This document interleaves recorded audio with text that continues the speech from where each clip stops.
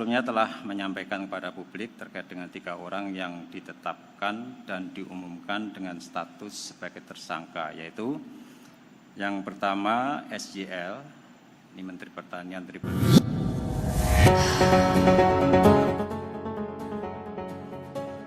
Komisi Pemberantasan Korupsi atau KPK tengah menyelidiki temuan cek senilai 2 triliun rupiah yang ditemukan saat menggeledah rumah dinas mantan Menteri Pertanian atau Mentan Syahrul Yassin Limpo atau SYL yang berada di Widya Chandra, Jakarta Selatan pada Kamis 28 September 2023. Hal ini pun dibenarkan oleh Kepala Pemberitaan KPK, Ali Fikri.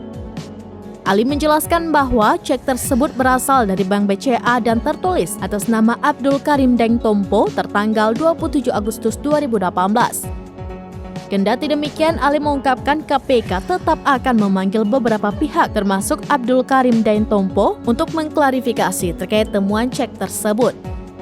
Pemanggilan itu, kata Ali, juga dalam rangka untuk menyelidiki apakah cek tersebut ada kaitannya dengan kasus yang menjerat Syahrul, yaitu dugaan gratifikasi dan pemerasan di Kementerian Pertanian atau Kementan.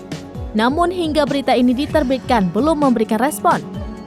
Seperti diketahui, Syahrul tetap ditetapkan sebagai tersangka dan ditahan oleh KPK pada Jumat 13 Oktober 2023 di Rutan KPK. KPK menyebut Syahrul diduga menerima uang dari hasil memeras bawahannya dan gratifikasi di lingkungan Kementan. Alex mengungkapkan Syahrul dibantu anak buahnya untuk melakukan hal tersebut, yaitu oleh Sekretaris Jenderal atau Sekjen Kementan, Kasdi Subagiono, dan Direktur Alat dan Mesin di Kementan, Muhammad Hatta. Adapun pemerasan tersebut dilakukan sejak tahun 2020 hingga 2023.